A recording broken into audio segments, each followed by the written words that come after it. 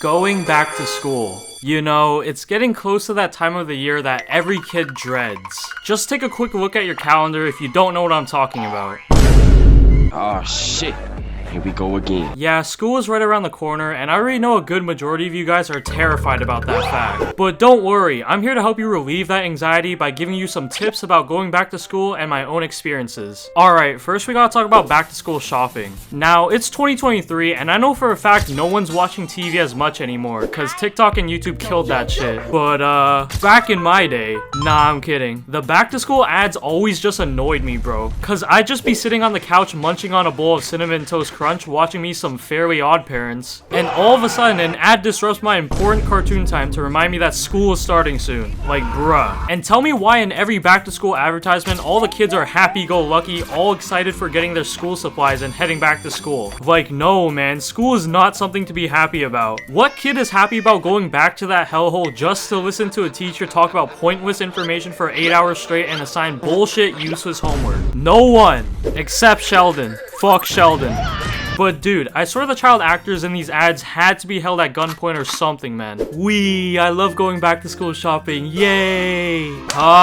Hey Jimmy, I'm gonna need you to be happier, okay? But I'm trying my best. Don't shoot me! Yeah, I don't care, you better pick up your act or you're not getting paid. Like bro, when I'd go back to school shopping with my mom, I was annoyed at the fact that summer was over. I couldn't care less about the new backpack, pencil case, or binder I was getting. My ass didn't want to go back to school, but you would always see her friends going back to school shopping too at the local Walmart, and it was always nice to see and talk to people you haven't seen throughout the summer. And just a side note, if you were one of those kids who pulled up to school with the 64 pack of crayons with a sharpener at the back, I hate you. That was the ultimate flex back in elementary school, and I never had it. Now we gotta talk about drip. Now, if you go to a school that requires uniforms, you don't really need this information. But for most people that attend a public school, listen bruh. I'm a dude that preaches about expressing yourself, just wearing what you want, and not caring about other people's opinions. But man, sometimes you just gotta chill depending if you wear wild shit. Like, please don't pull up on the first day of school or ever in one of those 3D wolf hoodies, the galaxy hoodies, or the anime hoodies, bro. Like, hell nah, bro. Those are straight ass. Like, they just scream, yo, I'm musty as hell, I scare all the hoes, bully me, please.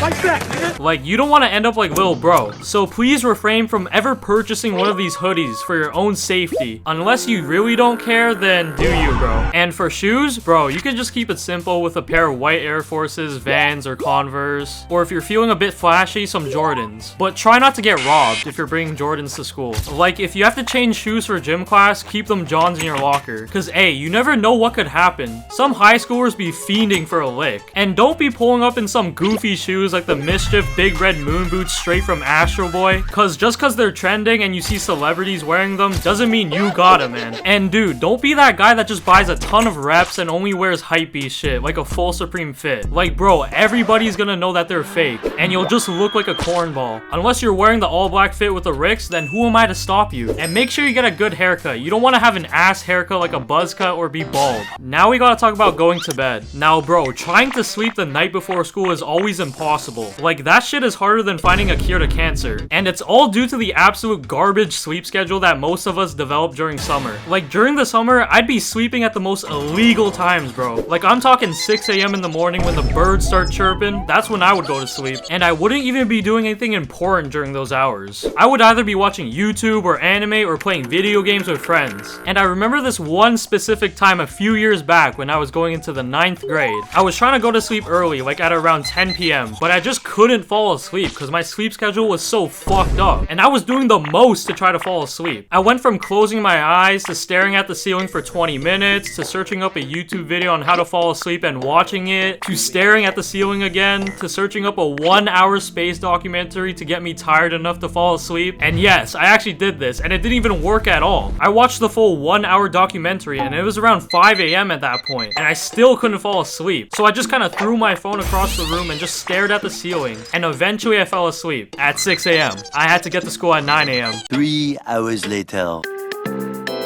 Bro, what the fuck? So I got 3 hours of sleep, and those 3 hours zoomed by so fast like it was 3 minutes. And I went to my first day of high school tired as hell. Yeah, do not follow my footsteps, bro. Now we gotta talk about what happens on the first day of school. Now, not gonna lie, the first day of school is always boring as hell. You basically just get to your homeroom class, and your teacher gives you a whole summary of their backstory. Like, why are we getting a lore drop? We didn't ask for that. And they'll usually make the entire class do an icebreaker. Like, I don't think there's a single person in the world that actually enjoys icebreakers. Like, they're always so awkward. And I don't think anybody gives a shit about what each other did over the summer or any fun facts. Like, keeping it a stack, I'm just waiting for the clock to turn to 3 p.m. so I could dip. And your teacher would typically hand out everyone's schedule, and I would take a picture of my schedule because I would always end up losing my schedule somehow, or it would just get completely crumpled up in my backpack. And some students would take a picture of their schedule and make it their lock screen, which works as well. Cause dude, finding your classes at first is the most confusing shit ever. Like, you don't know the layout of the school, so it's like you're walking around a maze aimlessly. But eventually you'll get used to it and remember where your classes are, and your teacher will assign you a locker. Now at my school, a lot of people didn't use their lockers. They just walk around with their bags. But we still got assigned lockers, and the locker I got assigned, I kid you not, had Pennywise made with chewed up gum in it. Bro, what the fuck? Yeah, bro, I legit got assigned Davy Jones' locker, bro. Like, I don't know who would even dedicate their time to making that, cause it looked like they put a lot of effort into making it. And best believe that just gave me a greater incentive to not use my locker. And just a player tip to the menaces out there, just chill, bro, and don't cause anybody issues, including other students and teachers. Like, these days, I just see videos on social media of students acting crazy disrespectful to teachers to the point where they start fighting the teacher or they just quit their job. Right out the door.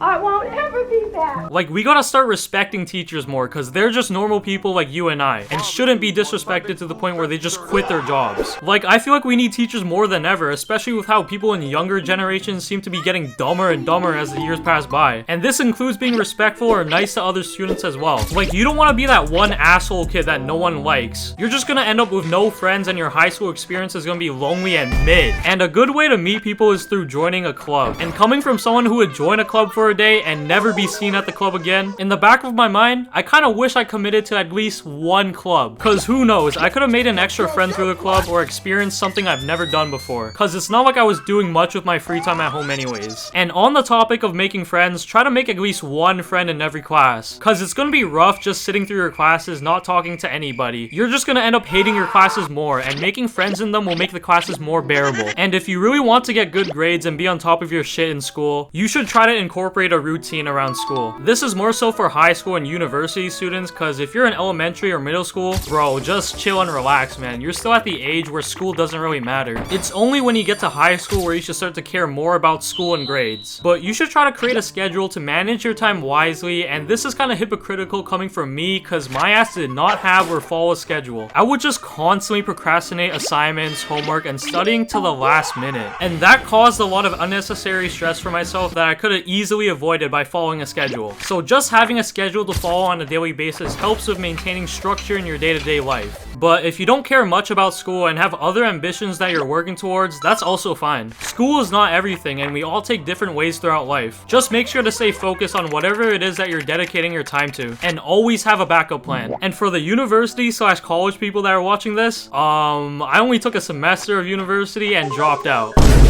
So I'm not really a good source to get tips from, but just make sure whatever you're studying, you actually enjoy it and it actually makes you money when you get your degree. Like, don't go picking philosophy as a major and wonder why after you completed the 4-year program, you can't find a job. Like, bro, do your research and pick something that pays well and is in demand that will make that college tuition money back. And another tip, just survive, bro. Like, you gotta have a schedule in post-secondary school, or else you're just gonna screw yourself over. Balance is key, and you're gonna wanna balance your social life, schoolwork, and hobbies if you wanna stay mentally sane. Donate. And I know this doesn't apply to more intensive majors under the STEM category like engineering, sciences, or math. And my best advice for people who are is, hey, good luck, bro. You signed up for it, remember that. Types of kids in high school. So you either really loved high school or absolutely despised it and never want to think about it ever again. But regardless of that, you meet a lot of interesting people during your high school experience. So let's discuss the types of kids in high school.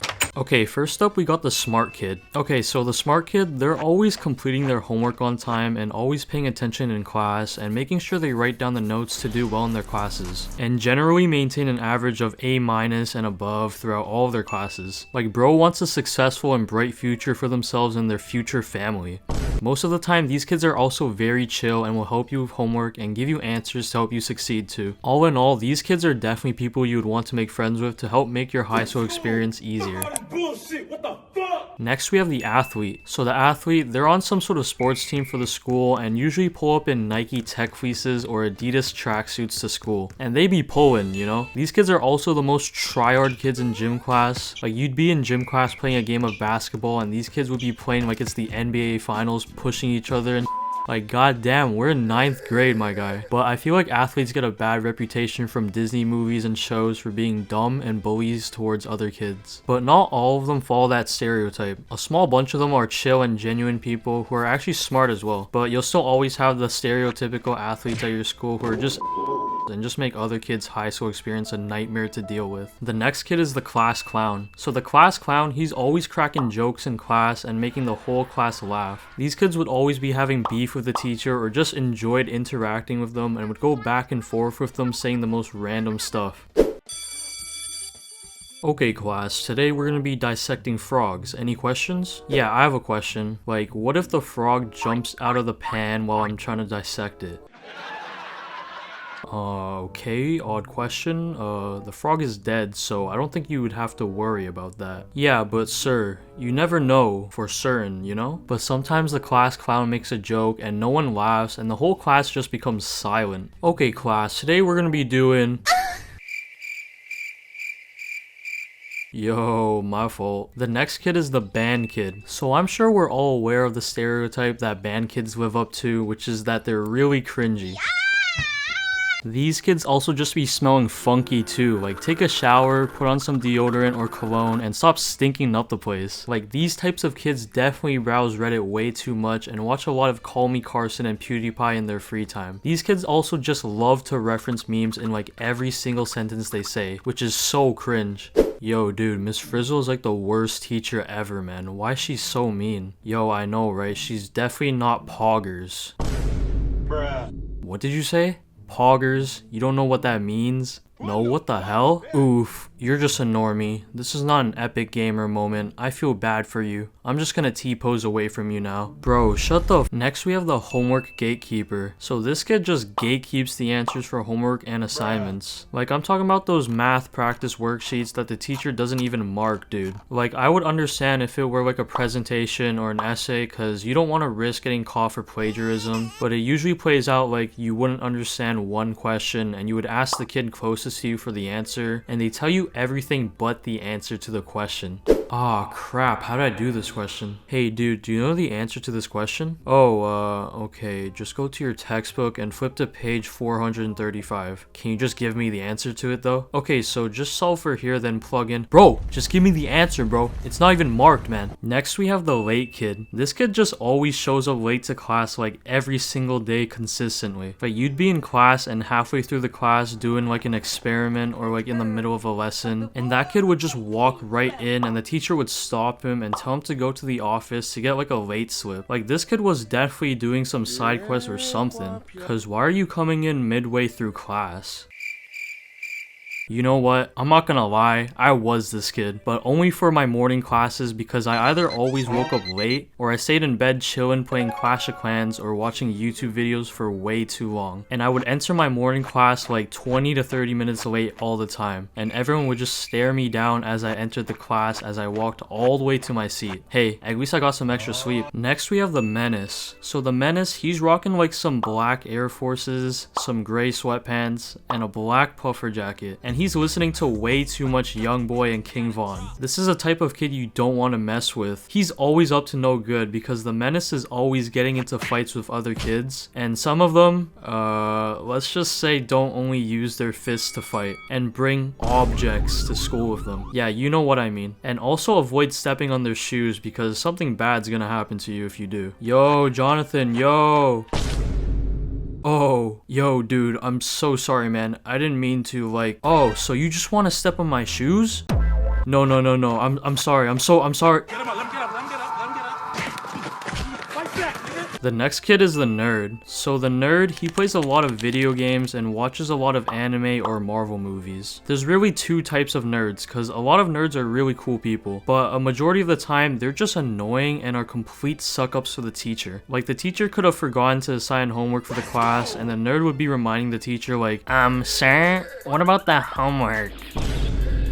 Oh my god, bro. Oh, hell no, man. Like, bro, really, man? You couldn't have stayed silent about it and instead you want to ruin it for the rest of us? Come on, man. Also, a rare batch of these kids like to purchase and collect a lot of anime merchandise to use in their free time. So yeah, that's a thing to keep in mind. The next kid is the weirdo. So the weirdo, he's doing like the most out-of-pocket stuff for no reason. These kids love to show people like the weirdest things they found in their photo library. Like one time I was in a technology class and this guy showed me a video of someone injuring themselves. Like, what the hell, man? Why did you show me this, and why do you have that saved on your phone? Like, thanks for ruining my entire day and making me scarred for the rest of the week. Also, another thing to add is like some of these kids be beating it in class. Like, there was this one kid at my school who literally in the middle of English class started beating it, and like he finished in his hand. Like, what the hell? He even touched the doorknob with that hand. Like, bro, what's wrong with that guy? Some of my friends told me about this story and I just didn't believe it for the longest time, but it actually happened. Like, what processes through your brain to even consider doing that? Like, you're not real, man. Next we have the K-pop kid. So the K-pop kid has an unhealthy obsession with either BTS, Twice, or Blackpink, and that's really all they talk about. They just live, breathe, and eat K-pop. Some of these kids are way too obsessed to the point that they would commit crimes just to meet their K-pop idol. Like, I would go on Instagram and be swiping through stories and the K-pop kid would post like 20 slides of like a BTS member and would be like, oh my god, he's so cute, need him in my life. Like, stuff like that, and I'm like, okay, like, we didn't need to know about that. Also, some of these people like to write like fan fiction about like the members of the groups, and man, I'm not gonna even dive in on the weird stuff these people cook up. Like, some things are just best to be kept to yourself rather than shared to others, or else people would just make fun of you. Hey, y'all, come look at this. And finally, the last kid we'll be discussing is the wannabe rapper. So the wannabe rapper, you know, he's trying to be a rapper, he's dropping songs on SoundCloud and stuff, dressing like a rapper, all dripped in name brands and designer, but they're most likely reps. But like, I swear like 95% of these people be cooking up some trash music in the studio on some like 2017 type beat with like the worst flow, and they'll always find a way to plug their SoundCloud no matter the situation. You know what? I'll give them a try. All this money on me make me wanna poop. This nigga is trash. Types of kids in high school, part 2. Now, you guys already know by the title, and with the love you guys gave to part 1, I just had to make another part covering more types of kids. So let's get into it. Alright, first up on the chopping block is the dumb kid. Now, of course, you know there are 4 main learning styles that are generally used a lot from teachers these days, being visual, auditory, reading/writing, and kinesthetic. Because obviously, not everyone learns in the same way. We're all unique and different in our own ways. But the dumb kid, man, I don't even know what style of learning he is, because he's not learning at all. Like 90% of the time, bro's just completely lost. Like, the teacher could be explaining the most simple concept, like how to isolate for X, and bro would be asking the dude right next to him, yo, what does she mean by isolating for X? Oh, alright, so you're just gonna subtract 2 on both sides and divide both sides by 3, and that's your answer. Wait, hold up. I don't understand. Explain in like the most basic terms possible. Okay, sure. So you're gonna move the 2 to the other side and it becomes 14 minus 2. Then to remove that 3x, just divide both sides by 3 and then you get x equals 4 as your answer. Wait, but why though? Bro, what do you mean why? Do I look like I created math? And this doesn't only apply to math, this extends to like every other subject. Like, dude's brain is just wired in a different way. Bro is the CEO of confusion. And I'ma just keep it a stack. I was this kid. Okay, next up we have the popular kids. So the popular kids generally were born into wealthy families and they were always repping the latest trendy drip, and they'd always be hosting the out of school parties at their mansion-sized houses. They are also very involved with school clubs, sports, and events, and were all in all very extroverted people and socialized with others very often. They were like the school celebrities amongst the entirety of your grade population, and the media portrays these kids as assholes and arrogant people, which is pretty accurate because a lot of the popular kids just have the biggest egos and think they're above other people just because they have a little school clout, which is pretty cringe. These type of kids are the type to have their life peak at high school, which is a fat L. But this doesn't apply to all popular kids, obviously, because at my school, a lot of popular kids were chill as fuck and were nice to people. But bro, they're doing crazy stuff over the summer. Hey, what did you do over the summer, man? Oh, so I went to my cottage with my family, went to Greece, I went to France. Oh, I also did an overnight camp for like 2 weeks. I went to Japan, and I went snowboarding on Mount Everest. What about you? Damn, what?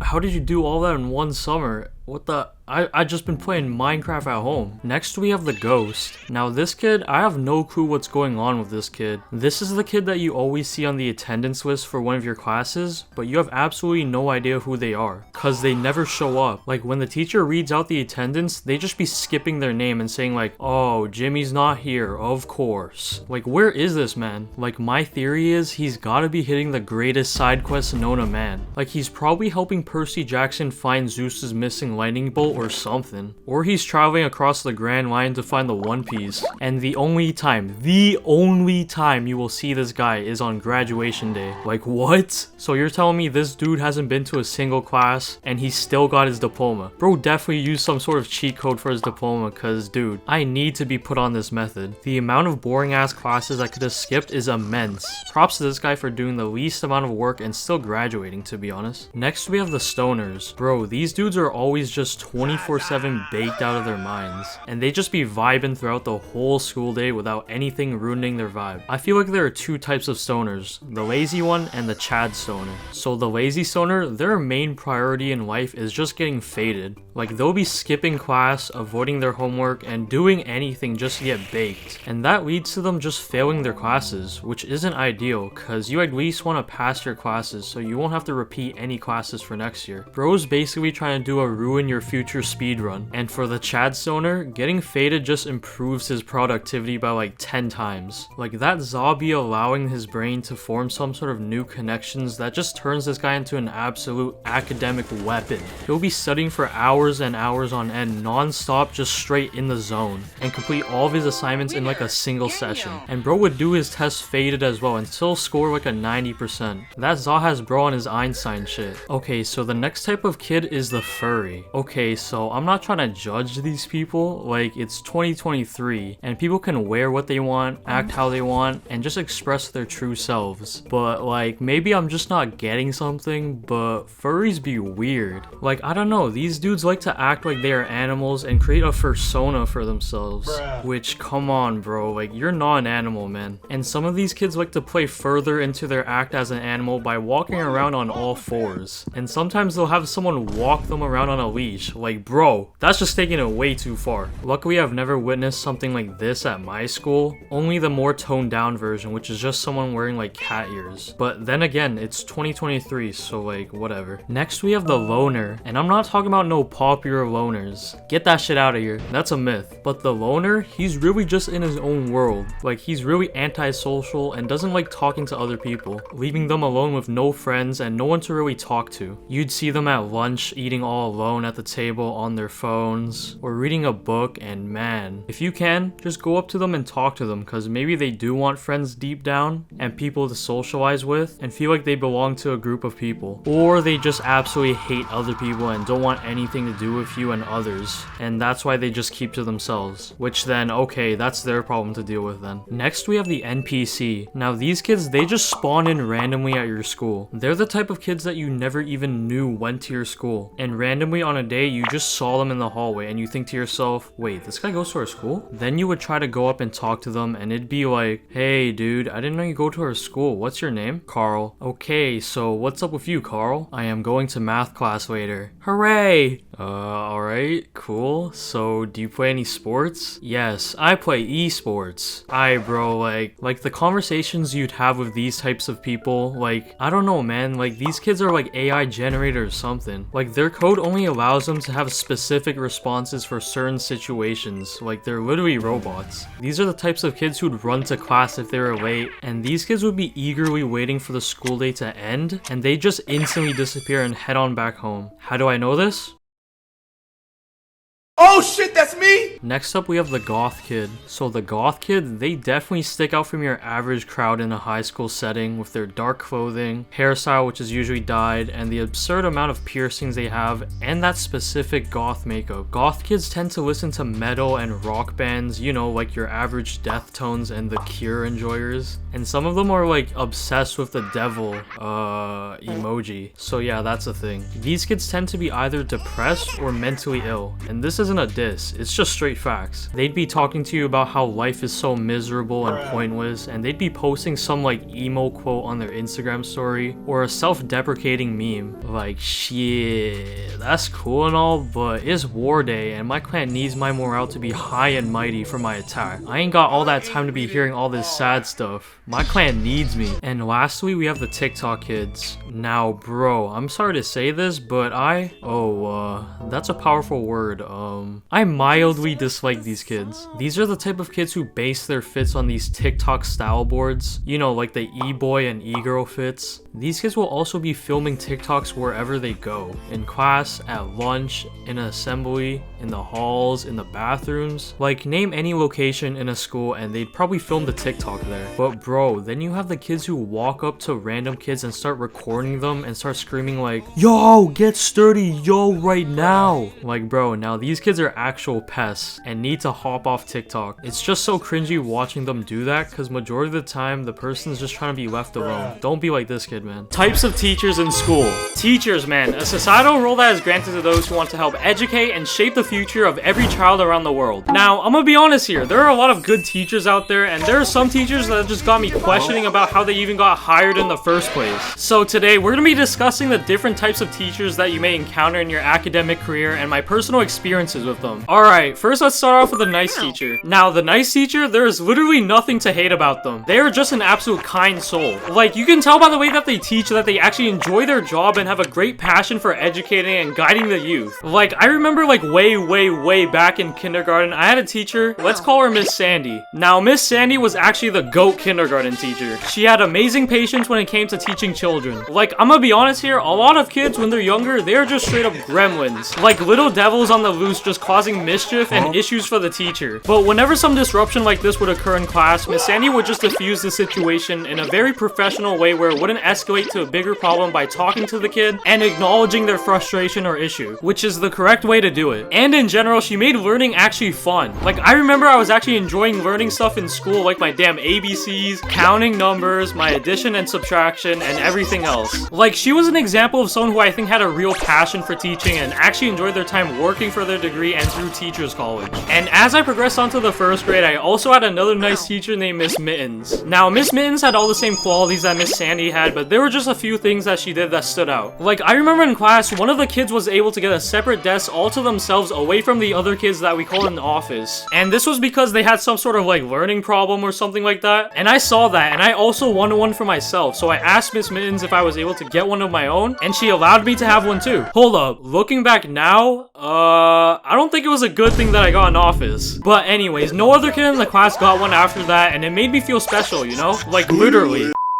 But another thing that she did that I remembered was that she taught me how to tie my shoelaces. Now, I'm gonna be honest here. I'm a slow learner and it takes me more time to learn things and get the hang of it. So I didn't know how to tie my shoes and I was really struggling trying to learn how to tie them at recess one time. And Miss Mittens walked up to me and gave me the step-by-step tutorial on how to tie them. She spent the entire 15 minutes of the recess teaching me the world-famous double bunny ear method until I got it myself. And I was just so happy that I could tie my shoes by myself and not have to ask someone to tie them for me. And man, thinking back now, now, that was just a wholesome memory, bro. Like, I should send her an email just to thank her for teaching me how to tie my shoes. Like, she's so real for that. Now let's talk about the dumb teacher. Now, dude, the dumb teacher will just have you questioning how the hell they even got hired in the first place. Like, how did they even pass college and get their degree? Like, it had to be some degree they bought off of Temu. And that's what I thought my grade 9 visual arts teacher did, because she was just really bad at teaching. Like, bro, she would just constantly lose students' work. Like, as a teacher, your job is to make sure you stay organized and, you know, maybe not lose students' work that you assign. Like, dude, this was an art class, so people would spend a lot of time on their assignments putting their all into their piece of art just for us to lose it and say, "Oh, sorry, I checked the art rack and it wasn't there." But I literally remember physically walking over to the art rack and putting my work there yesterday. Well, it's either you find it, redo it, or I'm gonna give you a 0. Bruh. Like, some kid could paint up some heat on their canvas like the Starry Night painting and her ass would still find a way to lose it.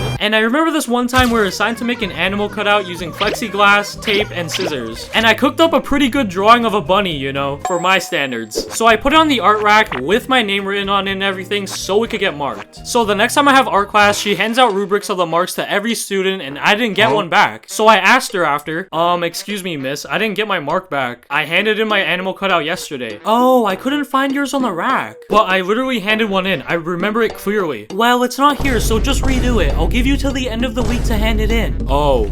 Sure. Bro, I was fuming, man. Like, she lost it, bro. Like, it was her fault and I'm getting done dirty. So I had to redo it while she moved on to the next lesson and it was just so ass. Because not only was I behind, my rabbit ended up looking even more shit than the last one. Like, nah, bro. I probably got a shit mark on it too. And apparently she was notorious in the school for losing kids' work all the time. Like, she was a serial killer, but for losing homework. Yeah, fuck her. Now we gotta talk about the substitute teacher. Now, the substitute teacher, it's really a coin flip. Like, you can have a super chill substitute teacher or a shitty one. But I feel like most substitute teachers are very chill, especially if they're like a younger teacher. If your sub is like a 60-year-old lady that looks like the grandma from SpongeBob who wanted chocolate, hey man, chances are she's gonna be a pain in the ass to deal with. But one thing that happens way too often is that, bro, right when you notice that your regular teacher isn't in the class and that it's a substitute teacher, you already know that class is gonna be fun. Cause they don't teach lessons, it's usually just a free period to do homework or watch a movie, aka fuck around with your friends. Cause like, man, substitute teachers just really don't have any power from the student's eye. Like, most students would be doing anything but their homework when they had a substitute teacher. Students would be talking with their friends, they would be on their phones watching something or playing video games, and someone would ask to go to the bathroom, which is just another way of saying that they want to roam around the halls with their friends. And shit, some students would even just dip from school and head on home. Like, no one cared about the substitute teacher at all, cause they really couldn't do much but just sit and let things happen. Cause they're only there for the one day quick bag, so most of them didn't mind it too. But sometimes you'd have that one supply teacher that just observes all the chaos that occurs during the class, and they stay silent the entire time until the end of the class when all the students leave. And that's when they write up a wicked note of all the chaotic events that just went down, and the names of students who were misbehaving thinking they gonna. And oh man, when your regular teacher sees a note that they left, man, you already know the entire class was about to get flamed next class.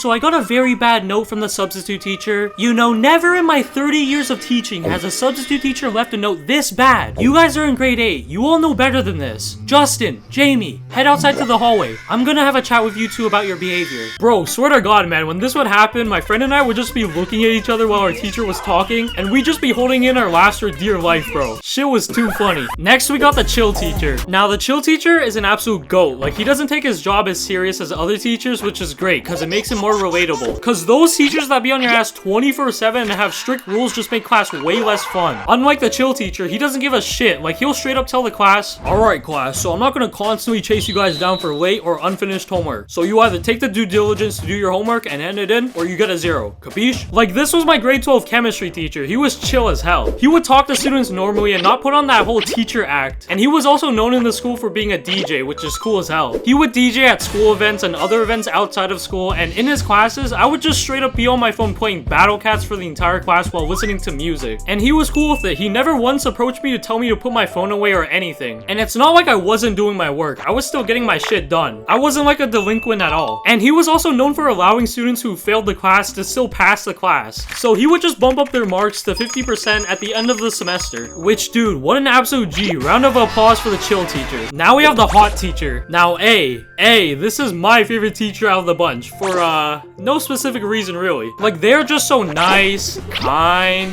helpful, smart. Whoa, hold on, my fault, guys. I was getting a little hypnotized. But bro, there's just something about the hot teacher that will have you paying extra attention to her lessons. Like, I'm talking about putting your all into focusing on what they're saying, wanting to help out with errands, and staying after class for extra help. Hey, you already know, man. All of a sudden, I turn into Lightning McQueen and I speed on over to the scene to help out.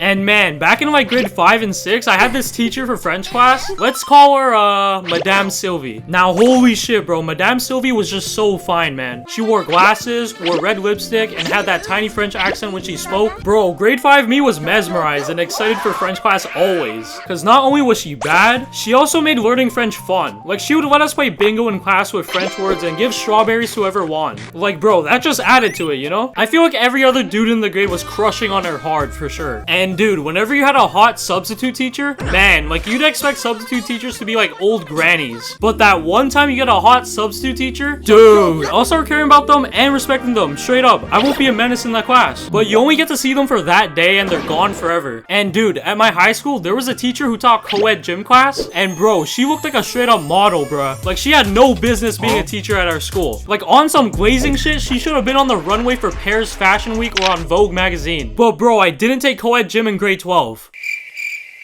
That was my biggest mistake yet. And dude, I just gotta talk about my grade 12 physics teacher too, man. Let's call her Miss Singh. Now bro, first day of physics class, I walked into the class, I saw our teacher, and I was like, damn, why is she kinda bad though? Like, since the first day of physics class, I knew, man. And you best believe I was giving my full attention during those lessons. It's Mr. MVP, Simp! And bro, I remember one time at lunch, I was talking to one of my friends. Yo, I'm not gonna lie, our physics teacher is kind of bad, bro. Hey, you think so too? Hey man, you got taste for real, but yo, back off. She's mine, bro. Nah. Hold up. I had a crush on her first, bro. Oh, hell nah. I was a day one Miss Singh soldier. You gotta back off, dude. Yo, what the hell? Me too. You know, we would joke around about this for the next few months until we found out she was married and had a kid. Bro. It should have been me, not him! It was over, really. Like, how could I compete at all? Like I had a chance in the first place. But you guys think that stopped me from having a crush on her? I would treat her better, honestly. Psh. Like, I got so many better qualities than her husband. Like, 1, I'm goated. 2, I worked at a restaurant as a buster and made millions. 3, I was broke. Like, I definitely could have treated her better, guys. Come on. Okay, I was just coping, but hey, at least I got her to sign my yearbook. That's a dub, right, guys? Right? Types of teachers in school part 2. Okay, now I'm sure a lot of you guys were waiting for this, and there's still a few more teachers that we haven't gone over, so let's get into it. Alright, let's start off with the boring teacher. Now, this is a type of teacher that everybody just despises because they're the biggest yappers and cannot for the life of them make a lesson somewhat interesting or fun for the students to listen to. They're the type to just read off the bullet points of a slideshow and not expand upon them, and expect every student to know what they're talking about. And I have a personal experience with one of these teachers back in the beginning of 9th grade geography class. Now, let's call this teacher Miss Johnson. Now, Miss Johnson was an interesting teacher, if I do say so myself. Like, right off the bat on the first day of school, you could just tell by Miss Johnson's vibe that she was gonna be a boring teacher. She gave off the vibe of like a yoga teacher who was really into spirituality and that sort of stuff, because at the start of every class, she would make us do this activity called Rose, Rose, Thorn. And it was basically an activity where she would ask the class to share 2 things that they were grateful for and 1 obstacle that they came across recently. Which, to be honest, looking back now, seems like a wholesome activity to participate in. But come on, man. Do you really expect 9th graders, let alone 14-year-olds, to be grateful for anything? Man, the only thing I was grateful for back then was getting the fuck out of this class and heading to lunch so I could eat my food. So yeah, doing this with a bunch of dumb, naive teenagers probably wasn't the best choice. And man, I remember always dreading that class because not only were her classes boring as hell, I also didn't have any close friends in the class, so that made it infinitely worse. And to put the cherry on the top, it was my first period class. So for the most part, I would always just show up late to her class, and I would also sleep in a lot of her classes. She actually caught me sleeping in her class once and came up to me and just stared at me menacingly while the whole class watched till I woke up. Yeah, that was just a little embarrassing. She also had this funny rule in class where if you were to swear in her class, she would make you, quote unquote, take out the trash, literally and figuratively. So if you swore in her class, you would have to take out the trash can and empty it in the hallway outside. There was also this one time where she tried to convince the class how you can actually talk to trees. Yes, trees. Like, she was yapping about how if you were to sit down next to a tree and talk to it every day, it would remember you or something. Now, if this doesn't sound like something a crazed lunatic would say, I don't know, man. Trees don't have a consciousness, bro. Like, how does that even make sense? And then one more funny funny story that happened in one of her other classes is when Miss Johnson was trying to show the class something on the projector, one of the students unplugged the projector and plugged in his charger to charge his phone, and she got pissed off, as any teacher would. Have you been feeling down recently? According to recent studies, Gen Z is least likely to report very good or excellent mental health out of all generations, which is why this video is sponsored by BetterHelp. BetterHelp's job is to make therapy more affordable and accessible with the use of online therapy sessions with a licensed professional, making BetterHelp a great alternative for people struggling to find a therapist in their area. By filling out a quick questionnaire, BetterHelp can match you to a professional therapist in as little as a few days. So whether you're struggling with getting out of bed in the morning, anxiety, depression, or you've been contemplating your existence on this blue floating rock that we call Earth a little too much, therapy can help you gain a different perspective revolving your life, improve your mood, and rewire the way you think and feel about yourself. And if you don't think your therapist fits your needs, you can easily switch to a new therapist at no additional cost. So if you're struggling and need somebody to talk to, consider online therapy with BetterHelp. Click the link in the description or visit BetterHelp.com/LoneE to get 10% off your first month, so you can see a licensed professional to see if it helps you. Thank you to BetterHelp for supporting the channel. Now back to the video. Next, we got the Karen teacher. Now this teacher you absolutely do not want. They'll absolutely ruin the fun of each and every class they teach, and they'll always create some BS rules around the class that annoy everybody and will get angry at students for the most pointless and stupid things. And back in middle school, I swear to God, bro, I had the worst 3 teachers ever. Like, they were straight sent from the Akatsuki to bring everybody in my grade suffering. Now the first teacher was our middle school French teacher, and she had a low temper. Fade. Low taper fade. You know what's crazy is that low taper fade, like, meme is, dude, it is still massive. Okay, seriously though, she just had a short fuse and would constantly get angry at the class. Like, I don't think a single student in the class actually liked her. And then we had our social studies teacher. She was more chill, but was also annoying as hell sometimes, because she assigned us a debate assignment where we had to get into groups and debate another group of kids on a specific topic. And the topic that we got was, should gym class be mandatory for students? And we were against it. So we had to find arguments that went against gym class being good for kids. Like, how stupid is that? Exercising is literally good for your body and mind and soul. There's literally no downside to doing exercises. So we had to scour the entire internet for points that could go against gym class. Like, we were down in the dumps, bro, looking through the most sketchy websites possible. Like, on one of the sites at the bottom, it just said Bob. Yes, just Bob. We were down bad as fuck for argument points. And after all that researching, the best points we came up with was accessibility issues for people with disabilities, the risk of injury, and some people maybe not wanting to participate in gym class. Bro, how cooked were we? People with disabilities, that's like a rare occasion. And the other 2 reasons are just straight up bullshit. So at this point, we just gave up because we couldn't come up with any good points. Because there wasn't any, which pissed our teacher off because we just stopped caring. Like, man, you assigned this and gave us this unwinnable debate. I honestly don't know why you're pissed. We should be pissed. So yeah, we ended up getting smoked in that debate, obviously, while the entire class watched. Awesome, 10 out of 10. Would not do again. And for the third teacher, she taught us math, and she was the worst of the 3. She was like a textbook definition of what a Karen was, because every time you'd interact with her, you would be met with so much passive aggression. And there was just one time where a few students thought it'd be funny to tape memes in the hallway. You know, a harmless little prank, let's say. And once our math teacher saw this, she got so pissed. You wanna know what she did? She gathered all the students alongside with other teachers in what we call a town hall meeting. And it was basically just a way for them to flame all of us for the memes and everything else we've been doing wrong. Like, they said that it was quote unquote vandalism. Like, what? We just taped paper on the wall. It wasn't even that serious, and they're painting it like we just bombed the school or something. Like, I would get their claim if someone like broke something or spray painted the wall, but we literally just taped paper on the wall. Like, how dumb are you? So yeah, town hall meetings sucked ass. It was just a way for them to get their anger out and cook us. And there weren't even any town halls. Like, what the hell? False advertising. Next, let's talk about the yapping teacher. Now, this teacher is one of my personal favorites, and for a great reason. This teacher will go on and yap about the most random things ever for the longest time. And a lot of the times, they yap about something really interesting, like stories that have happened in their lives or just something goofy. I remember this one time in my grade 12 English class, we had a substitute teacher, and he was hands down the best substitute teacher I've ever had. He was just really nice, and he would talk about the most random stories that came up to mind. And he would joke with the class a lot. He even swore around the students. That's how you know a teacher is chill, if they be swearing. He even told us that his son was apparently a YouTuber as well, and funny enough, I've actually watched his content before. Well, I'm not about to say the channel name, but that was just a crazy fun fact drop. This YouTuber's pops was teaching our class casually, which was funny as hell. And dude, shout out to the kid that just keeps asking questions to keep making the teacher talk more so we waste more class time. You're the GOAT for real. And next we got the corny teacher. Now the corny teacher, they're trying way too hard to be that cool teacher everybody likes, because they'll go great lengths just to be seen as hip or cool, and will always make the worst dad jokes that'll make you cringe. Hey sir, sorry for being late. I stayed up all night studying for this test. Hey, what did you do? Wake up on the wrong side of the bed? bed? Shut the fuck.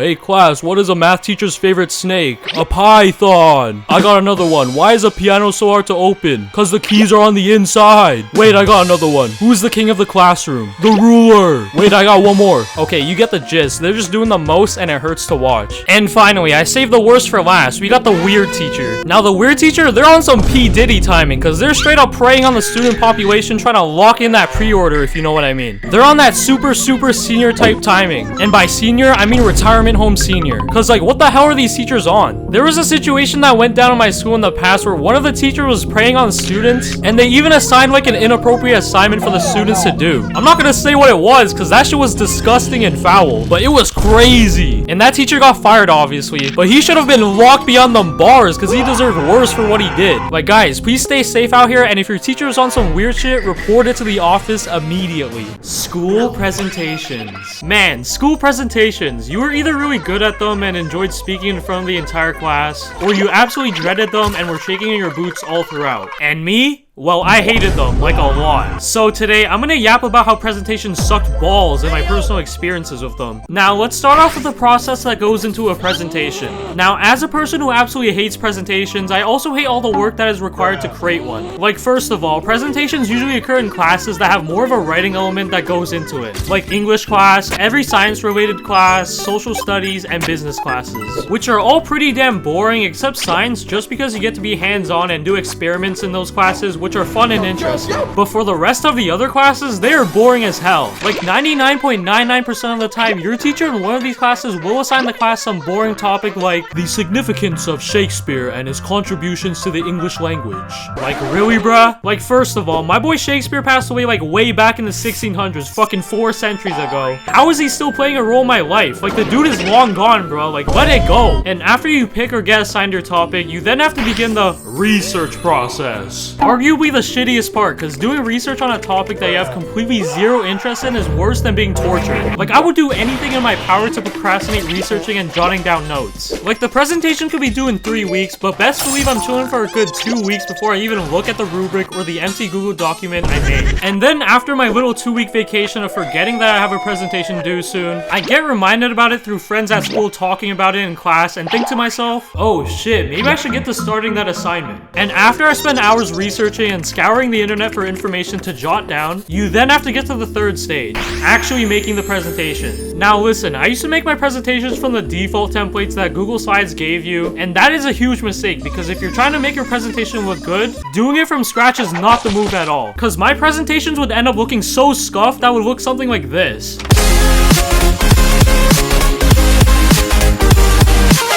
And they would look like this from elementary school up until grade 10 when a friend told me about a website that helps make your presentations look really clean. And no, this is not a sponsor. I'm trying to put you guys all on game. So the website is called Slides Go, and they just have a bunch of Google Slides templates that have a bunch of neat graphics that are all organized and aesthetically pleasing to look at. So when you do a presentation, the class doesn't have to look at an abomination of a presentation like this. Alright guys, so today I'm doing a presentation on why cyberbullying is bad and why you should stop doing it. Alright, let's begin.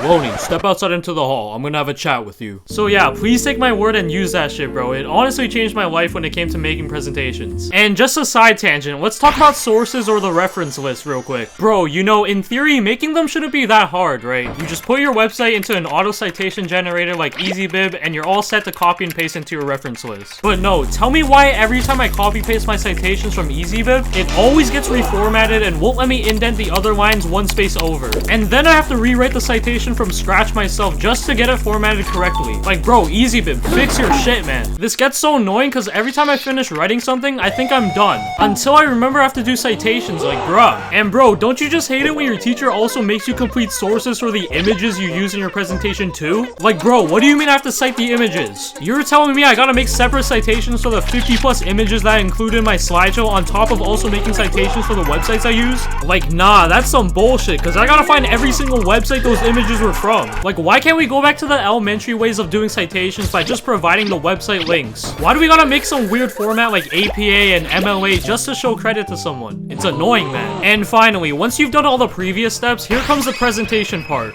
The worst part. Dude, growing up, I've never liked presentations in the slightest. Me and public speaking do not mesh together whatsoever. And every time I would get up to present solo, it would not end up well. Cause my ass would be nervous as fuck. Alright, thank you for that presentation, Michael. Alright, LoneE, you're up next to present, bud. Okay. Okay, don't be nervous. Just act normal and stay calm. Today, I'm gonna be talking about... Hey, yo, that boy's shaking! He nervous! No, I'm not, bro. You're the one who's nervous! Yeah, never was a huge fan of doing presentations solo, so I would always want to present last. But the problem with presenting last is while everyone else in the class gets it over with and presents, you are just sitting there waiting as the anticipation and lingering thought of you having to present sits in your mind rent-free. And now, you kind of wish you presented earlier, but then again, presenting first takes a huge amount of balls to do. But ultimately is the better thing to do, because when you break it down, presenting first gets rid of all the nerves earlier so you can get it over with and chill for the rest of the class. And the teacher will mark you easier because you're the first person to present. There's not really a benchmark for your teacher to compare your presentation to, so she'll definitely grade you easier. And when I realized this, I started wanting to present first more often, because it honestly just made more sense. If you like presenting last, you're a psychopath who loves the thrill of the game, I guess. Alright, now I'm gonna share some personal presentation stories that happened in my past. Alright, let's start off with the most fun I had with a presentation. Okay, so this occurred around the time when I was in the 6th grade, and it was for a language class. And we got assigned to do a presentation where we had to summarize a book and also list the important characters in said book and explain their significance in the story, while also making a drawing of the character. And I remember walking into the library looking around for a book as I saw other kids already walking out with their novels of like Harry Potter and Percy Jackson, while I was really not in the mood to read a novel with 0 pictures in it for my ADHD ass brain. So I kept searching and came across one of my favorite book series, Captain Underpants, and I just knew I had to make my presentation on it. And I worked my ass off writing the entire summary of the book and all the character descriptions and drew my character because it was actually fun to do. And I also prepared all my cue cards and practiced presenting in front of the mirror. You know, I did all my reps of presenting. And when it finally came to my presentation day, I was feeling still nervous as fuck because shit, I did not like presentations at all, man. But when it got to my turn to present, the nerves were still there, bruh. But as I walked up to present and started talking, the nerves calmed down because I was talking about a book series that I actually enjoyed and it was just smooth sailing from there because I got like a 90 on the presentation. And then I remember back in like the 10th grade in my civics class, we were assigned to create our very own political party with its own propositions, and we were able to work with 2 other classmates. And luckily, I had my 2 homies in my class, but you already know working with your homies on a group project usually doesn't end well. Best believe no one is doing shit for the presentation until a day before the due date. And that's what happened. But dude, our presentation was just so dumb because we named our political party the Cheese Party. Ain't nobody on earth taking the Cheese Party seriously. And we just had some ridiculous propositions on it, like increasing the minimum wage to $50 an hour so everyone could get rich, ending world hunger, and getting rid of all the diseases in the world. You know, average Joe shit. But it was a fun assignment to present nonetheless. And also in the same class, I remember we were put into groups at our tables, and I don't remember exactly what our teacher assigned us, but we had to write something and present it at our table groups while she watched and marked us. And I remember coming into class ready to present and shit, and one of my friends, he literally didn't even do the work, and I was like, damn bro, yo, after I present, I got you, man. I'll give you my paper. I bet. So I get done with my presentation at my table, and I see our teacher starts walking towards my friend's table to start the next round of presentations, and I'm like, oh shit, he's so fucked. But then by a damn miracle, the class phone starts ringing, and our teacher starts walking towards the phone and out into the hallway to pick it up. And that was my opportunity to strike. So I quickly bolted out of my seat and ran towards my friend, handing him the sheet, and quickly ran back to my seat like nothing happened. And our teacher came back into the room to start off the next round of presentations, and obviously my homie like paraphrased my shit on the spot, but you know I had to clutch up for the homie. And you know, the funny thing is, I remember next class, we got our marks back, and dude got a better mark than me, bro. Like, I'm the one that clutched the fuck up, and he gets a better mark than me? That's crazy. And we cannot forget having to do a presentation while your homies are in the crowd. Like, it's nearly impossible to be serious while doing a presentation while your friends are in the audience. Like, I remember in my business class, we were assigned to do a presentation on influential Canadian entrepreneurs. And my group and I were doing a presentation on Tim Horton, the GOAT. And while I was trying to say my lines, I got my dumbass friends smiling in the crowd and trying to make me laugh while giving me the death stare. Like, bro, I just can't help it but laugh, man. My mark may be going going down, but my jolliness level's going up skis.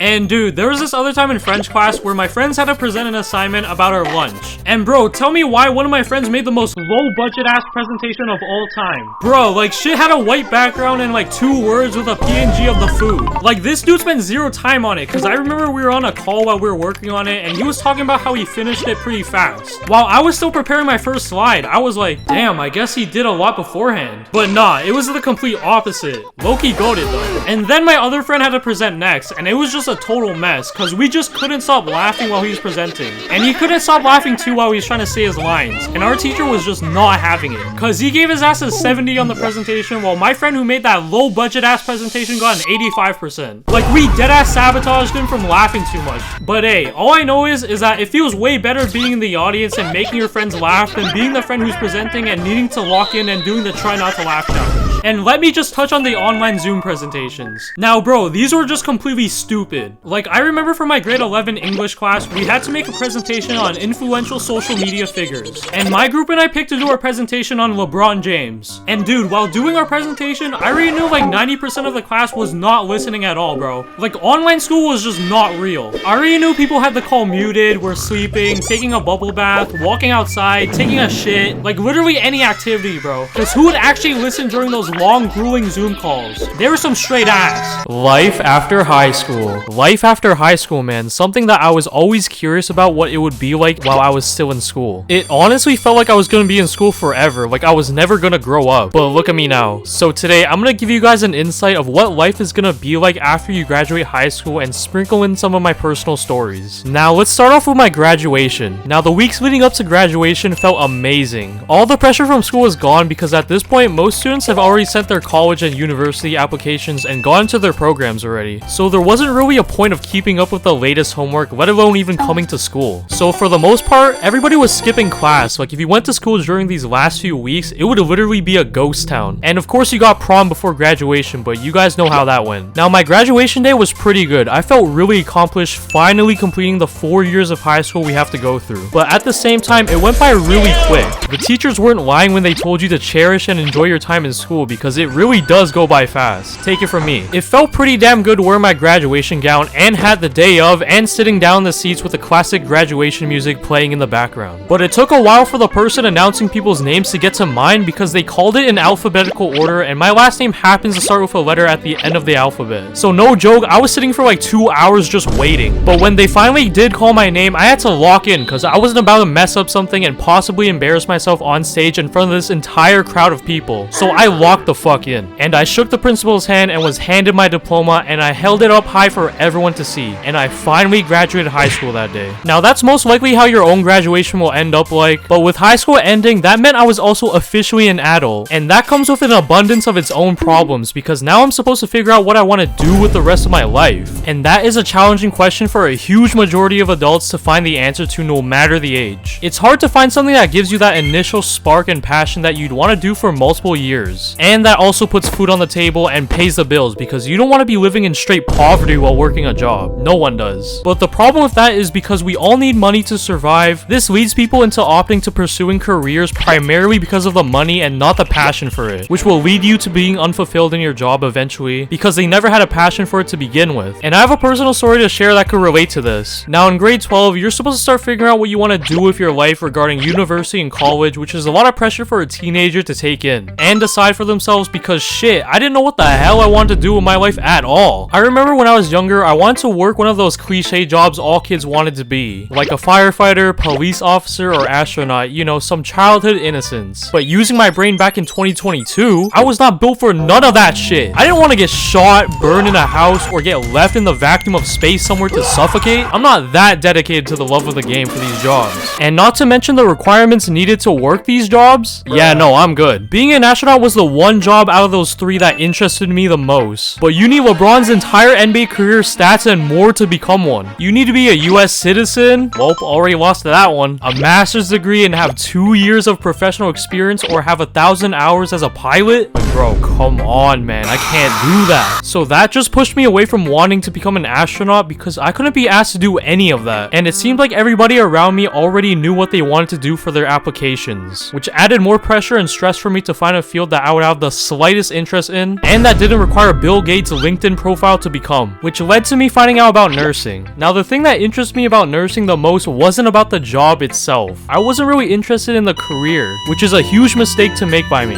I was more drawn in by the fact that you would only need to do 4 years of school and then you'd be able to start working and earning a 6-figure salary, or a little under right after you get your undergraduate degree. So my thought process was, okay, I can just thug out these 4 years of nursing school and then start earning some good cash. Sounds easy enough, right? Yeah, dude, honestly, I have no idea what I was thinking at all, and you'll see why soon. So I sent in my application and waited a few months and I got in the program. Now, let me just tell you this, nursing is not an easy job at all. You have to work 12-hour shifts in the hospital caring for and dealing with people who have chronic physical and mental illnesses. It is definitely not an easy job to do. So I chose to commit to the nursing program because I didn't really know what else to do. So I just said, welp, this is what I'm doing, I guess. I might as well be spinning a roulette to pick my university major, honestly. But deep down, I knew this really wasn't what I wanted to do at all. I knew my heart lied somewhere else, and that was content creation. See, growing up and spending an unhealthy chunk of my time on the internet and watching YouTube, I always wanted to become a YouTuber as well. And especially when I found out people made a living off of creating content, you bet your ass I wanted to do this too. But at the time, I wasn't fully committed to the idea of becoming a YouTuber. I just made shitty little Minecraft Hypixel build battle videos with friends and other stupid videos. But since I was at the age where I needed to find out what I wanted to do for a living, I was at a crossroads really. Do I pursue a more straightforward traditional career path, or do I take a risk and chase my childhood dreams of becoming a content creator? I was really confused on what I should really do. So over the summer, I decided to begin creating content. I started off with music reaction videos at first, and they were ass, I cannot lie. But they did give me the most views I've ever had at the time, which was like 1,000 views on a video. And it also gave me valuable experience. Yeah, you guys are never finding those videos ever, man. But then I switched over to making animation videos, but the problem was school was inching closer and closer, so I had to stop making animation videos to focus on school. And on my orientation day for school, I already knew I wasn't gonna like school one bit. I really didn't want to be there at all because deep down, I knew this path wasn't for me. And the week following orientation, I was also supposed to go to this follow-up camp week that I paid like $50 for, but I didn't really want to go. And instead of going, I stayed home and cooked up a YouTube video instead. And when classes actually started, oh my god, bro, I've never felt more out of place in my life. The more and more I went to class and learned about the responsibilities you had to do as a nurse, the more I found out I am not cut out for this shit at all. I was not about to wipe some old wrinkly dude's ass, bro. And a list of other things I wouldn't like to elaborate on. Learning about this definitely made me respect people who become nurses way more. You guys are built different. So once I figured that out, I stopped putting effort in my classes and focused on my YouTube channel instead because I already knew I was gonna drop out by the end of my first semester and possibly choose something else to major in or take a gap year. So I might as well go hard at making YouTube videos in the meantime. And I went at it, bro. I was skipping my online classes just to work on my videos for the rest of the semester. And shit, I wasn't even studying either. Whenever there was a test or exam, I would look at the entire course slides and try to remember as much information as I can the night before and even the morning while taking public transit to school. I really just stopped caring because I even missed one of my finals for my biology course because I overslept. I did not give a fuck about school one bit. And after I completed my first semester and passed, I dropped out of school and shifted my focus on building my channel up for the next year. And if I didn't succeed, I would go back to school and major in business. But after a year of grinding my ass off, I succeeded way beyond my expectations and can make content full-time for you guys, making my dreams come true. So my advice to people who were in the same boat as me before trying to figure out what they want to do with their life, honestly, just try as many things out to see what you're passionate for. And don't make the same mistakes as I did and rush into a major just for the money instead of actually liking it. Take time in making your decision for your future and take gap years. I cannot stress this enough. I felt like taking a gap year wasn't acceptable because my mindset was, what would I be doing for a gap year that would help me move forward in life? And especially with the societal pressure of not being in school while all your friends are and extra pressure from parents, taking a gap year just didn't feel like the right option. But looking back now, make use of them. Like, why go into thousands of dollars worth of debt from student loans to figure out you don't like the major you're doing in school?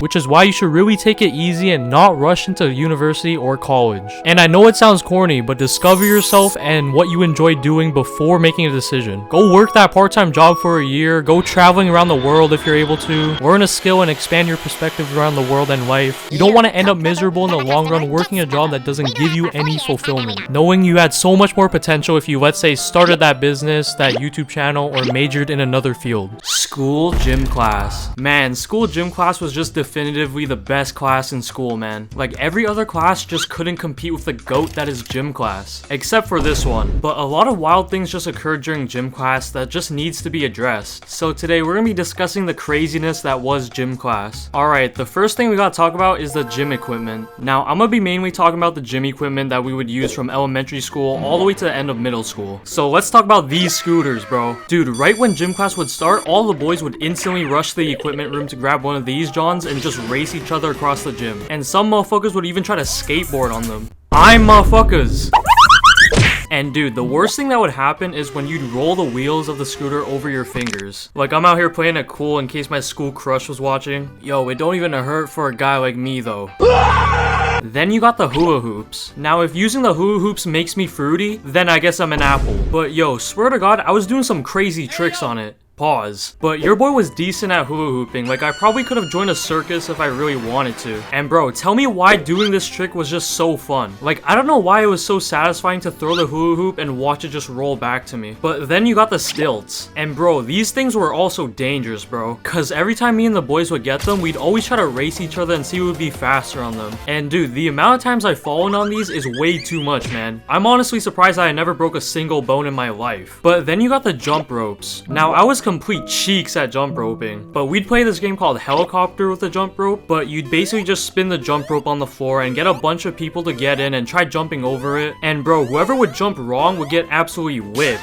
And we do that like big long jump rope and get a bunch of people to hop in as well. It was pretty fun. Then you got the dodgeballs, bro. And man, we couldn't use regular dodgeballs because they'd hurt too much apparently. So instead of using those, we'd use the gator skin softballs. And bro, tell me why these dodgeballs would always have a piece bitten off of it. Like, who's the kid going around biting these things and why? Like, do y'all want to contract some next disease? And bro, we play like a variety of versions of dodgeball besides the normal one. Like memory dodgeball, doctor dodgeball, king's court, bench dodgeball, president dodgeball. Like, these were all banger variations. And everyone would take dodgeball serious as hell, like their life was on the line. It was a straight war zone, no mercy type shit. Except the people who would just stay at the back and do nothing the whole game. They were just chilling. Then you got the beanbags. Now, we'd play this game where you take beanbags from a pile in the middle of the gym, and then you'd have to steal from other teams to get the most beanbags. Pretty goated game. You got the plastic scoops where you just play catch with the homie, or alone. The exercise balls, can't forget about those. Bro, no one would use them as intended, bro. Like, apparently you were supposed to do like crunches or push-ups with them, but everyone would just bounce on them, and the teacher would get so mad at us. And of course, the parachute. This thing was goated, bro. When the teacher would whip out the parachute, you already know the class was gonna be a banger, bro. We'd play games like cat and mouse, the parachute tent, shark attack. These were all goated parachute activities. Hey, if you know, you know, man. Now we gotta talk about the exercises. Now, bro, tell me why gym class throughout elementary to middle school was just daycare compared to what high school gym class was. Like, elementary and middle school was all about the games and equipment, and high school was just straight conditioning for the most part. Like, our gym teacher had us doing all kinds of exercises, like push-ups, planks, sit-ups, crunches, long-ass jogs, suicides, like almost every class. Like, not gonna lie, it was a decent leap from the daycare gym classes we used to have. But he's the GOAT for actually making us go through that, cause bro actually wanted us to be fit and not Nikado avocados just laying around all class. But bro, I gotta call out some of the people in gym class during the conditioning sessions. Cause bro, last time I checked, when you do a plank, you gotta stay somewhat straight and keep your ass down. But you had motherfuckers putting their ass all the way 50 feet in the air like they were doing downward dog. Like, this ain't yoga class, bro. Then you had those dudes when the teacher would not be paying attention and they'd be lying down to the ground during push-ups, or during jogging, someone would just hide somewhere in the gym so they didn't need a jog. Like, bruh, not to be that guy, but like, gym class only benefits you when you participate. Like, you're not gonna die doing a few push-ups or jogging for 5 minutes. Like, do these motherfuckers not want to be in shape or be healthy? No, I can't do the push-up. No. Shut up, bitch, do the push-up. But I could sort of understand if you had gym class right in the morning at 9 a.m. cause bro, I had gym class first period in grade 10 and it was rough. I'd wake up at the early time of 8:45 a.m. and I was already off to gym class for conditioning. But bro, then I'd be musty as hell for the rest of the day throughout my other classes, and that was ass. Yeah, you know what, maybe first period gym motherfuckers got an exception. Then you got the sports. Now, the best gym class sports by far had to be soccer, basketball, and volleyball. Like, when these were the sports we play after conditioning, every dude was hyped as fuck to play them. But bro, we gotta talk about the tryhard gym sweats, bro. Like, Like, these dudes just made gym class sports not fun. These people were just way too competitive, like the game was gonna get them drafted to the NBA or the FIFA World Cup. Like, bro, this grade 9 sports game ain't gonna get you drafted, bro. Let's just keep it a stack. So, bro, I would try my best to sweat on the gym sweats just to shut down their ego, because these dudes need to pipe down. Like, I remember this one kid in my gym class during basketball. Bro would just throw a fit because his team wasn't performing as good. And he'd be like, "Yo, my team is so trash, man. Oh my god." you could see like the tears building up in his eyes too. Like, bro, it ain't that deep. Trust me, this game is not gonna have any effect on your life moving on forward. But I gotta touch on swimming class. Now, bro, swimming at 9 a.m. in the morning was so rough. Cause, bro, I just woke up like 15 minutes ago and now I gotta jump in some cold ass water. Not exactly a great combo. But, bro, being in the deep end of the pool was so ass. Like, I hated it so much. Cause I would have to constantly tread water when doing those lengths, which was so tiring. So I would stay around the middle area where it wasn't that deep, and man, our gym teacher made us go through hell doing a bunch of lengths. And he would make us jump out the pool and make us do push-ups for like 15 times in a row. Hey, I'd be lying if I said that didn't tire me out. It exhausted the hell out of me. But it was all worth it cause we'd play water polo after or create a water vortex as a class. But then you got the fitness test. Now, bro, the fitness test in elementary and middle school was actually fun. You'd basically just do some track and field events like long jumps, standing long jumps, sprints, and stuff like that, and then record your results. But bro, the beep test was some buns, bro. Like, every time I'd walk into class and the teacher would say, "Alright guys, today we're doing the beep test," I already knew it was over. Like, that test would tire the hell out of me. Cause like, I wasn't the most athletic, but I'd say I was slightly above average for my athleticism. But best believe, this test still had me looking like a fish fresh out of water. Then you got the swimming deep end test. Now bro, if you failed this John in front of your entire class, bro, it was over, man. It's gotta be the most embarrassing thing, bro. Like, the test isn't even that hard. You just swim like 4 lengths of the pool. But bro, I gotta come clean. I failed that John in front of my class before back in grade 9.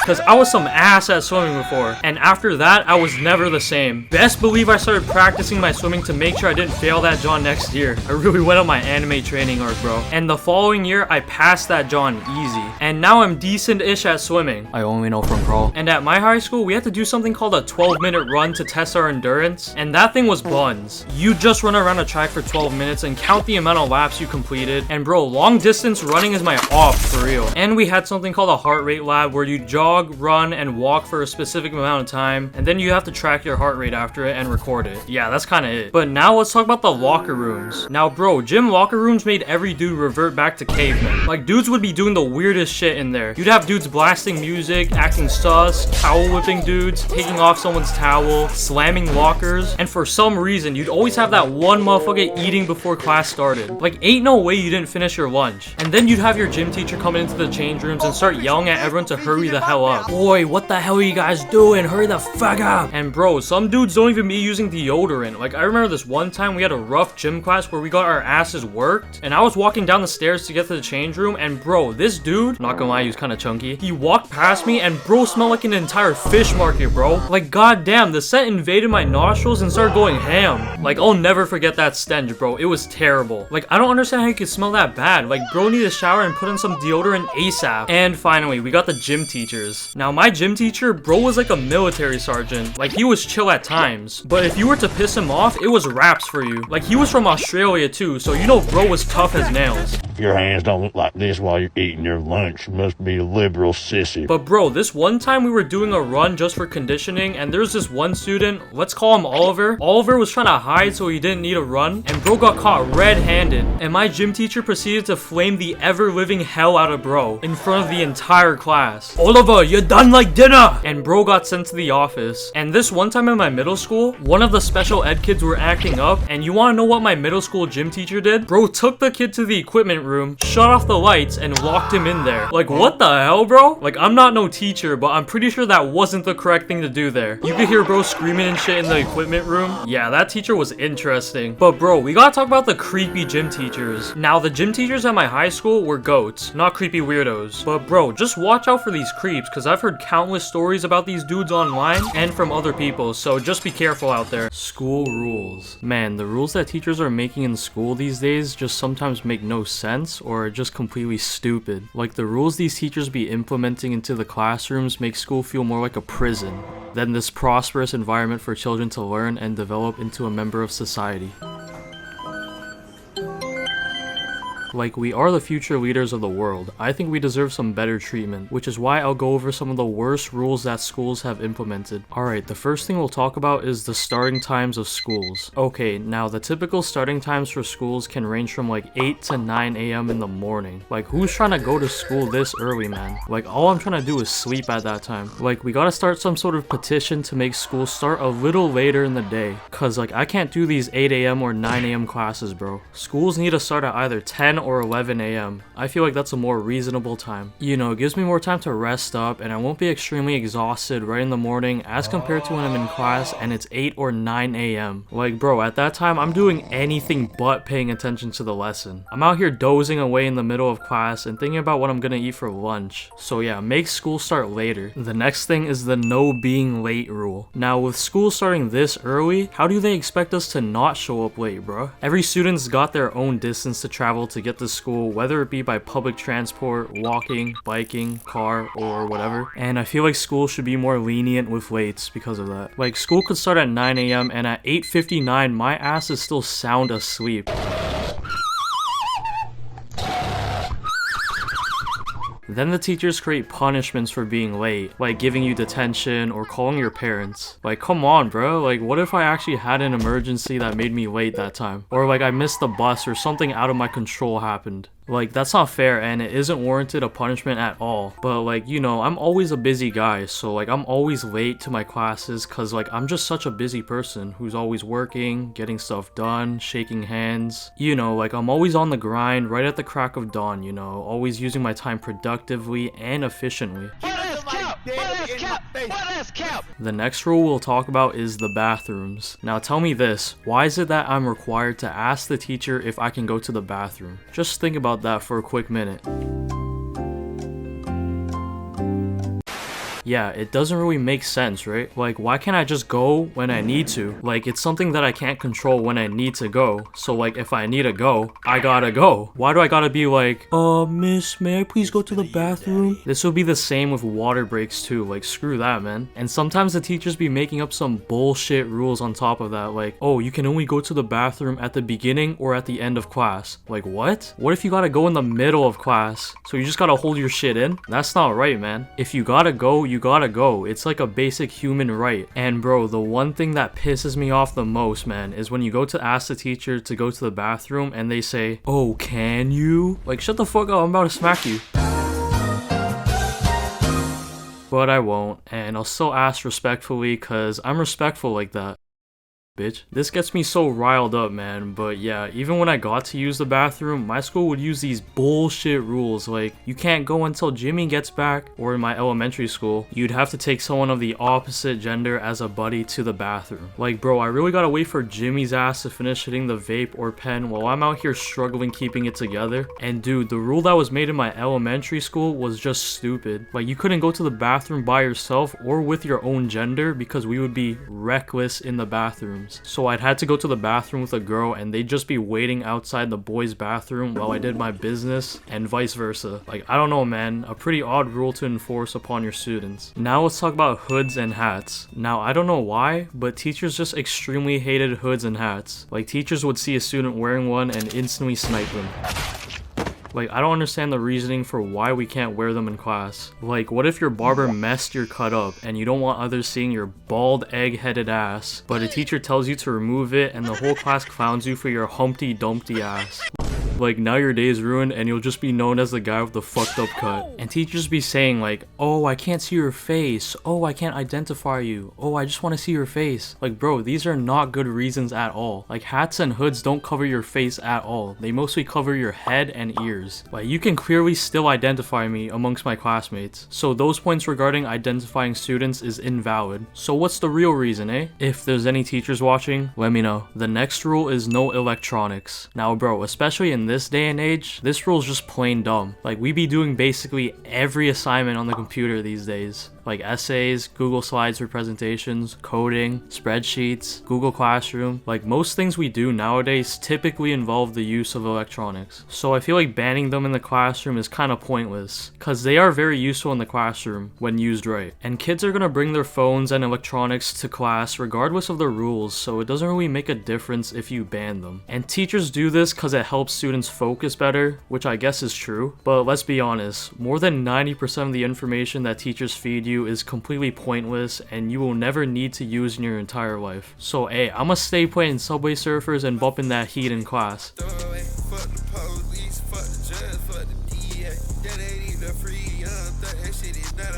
Now the next rule is no doing other homework in class. Now this rule is actually the most stupid rule ever created. So some teachers would really be enforcing students to not do homework from other classes, and bro, this is just insanely stupid. Like, I'm in school and it's a place where I'm meant to do homework and educate myself, and the one time I choose to lock in and get shit done, now I'm not allowed to do it all of a sudden. Like, this happened to me before. So I was in my kinesiology class and my next class was biology, and I had a unit test on things like the cell cycle or something like that, you know, like mitochondria, the powerhouse of the cell type shit. And I was on my grind in kinesiology class during a work period, and my kinesiology teacher walks up to me and says to me, "Oi, what's this?" "Oh, it's my biology notes. I'm studying for a test next period." "Oi, this is kin class, not biology class. Put those notes away." "Oh, okay." Bro, I'm screwed for this test. Bro, he's a op for doing that. Now let's talk about hugs. Now at my middle school, hugging people became like a trendy thing, so kids in my grade were hugging their friends more often than usual, and the teachers were like, "Hey, we don't like that,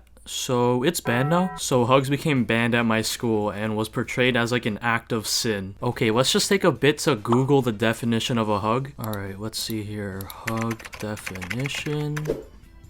Squeeze someone tightly in one's arms, typically to express affection. Now just imagine the type of evil, sinister people that would even come to think of banning something that is meant to show affection to people you know. Yeah, you probably thought of someone like this. I don't know, man. If you're gonna ban such a harmless act like hugging, I don't know what your priorities are, man. Now let's talk about dress codes. Now for dudes, the dress code didn't really matter. We just pull up in like sweats and a hoodie and call it a day. And I'm a dude, so I don't know how it was for girls, but from what I'd guess, it was probably pretty restrictive. And I feel like students should be able to wear what they feel like to school, unless it's like some t-shirt that just says like fuck on it. That would be pretty bad. But other than those outliers, yeah, express yourselves, man. And speaking about expressing yourselves, let's talk about uniforms. Now, I've never been to a school that require uniforms, but they just seem so lame, man. Like, everybody around you got the exact same drip and loadout. Like, you guys look like NPCs with your uniforms on. Like, what do I look like repping a uniform with the school's logo and name plastered on it? That's on some next level meat riding for your school, man.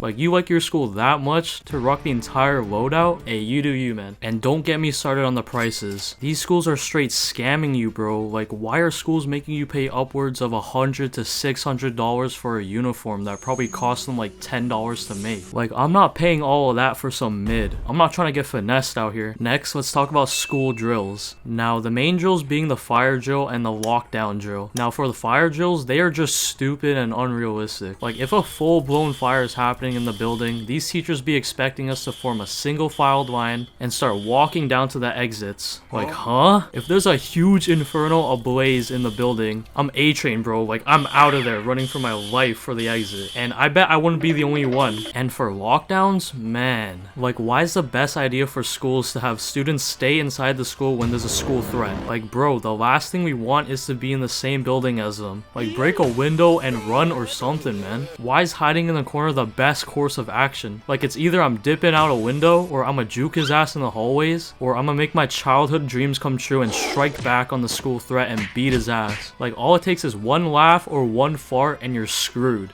Oh shit!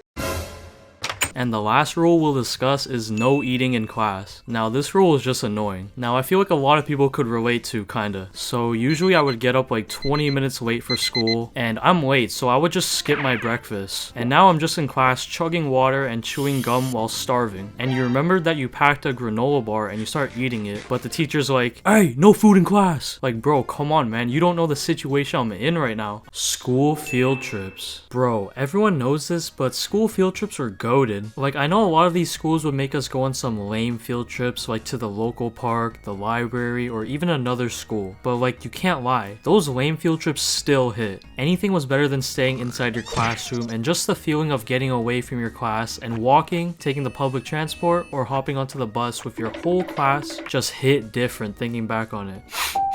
I miss it, man. So today we're gonna be reminiscing on one of the best things that came from school and my personal experiences with them. So whenever our teacher would announce to the whole class that we'd be going on a field trip, the entire class would start getting hyped as if Super Hot Fire dropped some nasty bars. Boom, bam, bop, bada bop, boom, pow. Then the teacher would hand out the forms to all of us, and when I would get home, I would instantly give it to my mom for her to sign it and give me money to pay for the field trip. And I'm not gonna lie, these schools were taxing for these school trips. Like, a youngin' like me back then could only afford 10-cent pixie sticks from the corner store. Why is the school taking so much money from me? I wasn't a young baller like that. But yeah, I would hand in that form and be eagerly awaiting the day of the field trip. And bro, when the field trip day came, I'd wake up like I was in some sort of Disney movie. The sun was shining, birds were chirping, I'd walk downstairs to see some delectable breakfast to eat, and then I'd be happily off to school. But when I wake up nowadays, I just want to go straight back to sleep, man. Life was just hitting different on a field trip day. And when we arrived at school, we'd be chilling in the classroom waiting for the rest of the class to arrive. And when they did, we'd leave to head over to board the school bus in a single filed line. Bro, and sometimes on these field trips, we'd be accompanied by a few of our classmates' moms, and they'd either be super chill or be straight up feds, bro. Like, they'd be on your ass at all times. Hey, get off that rock! Hey, don't wander off, stay with the group.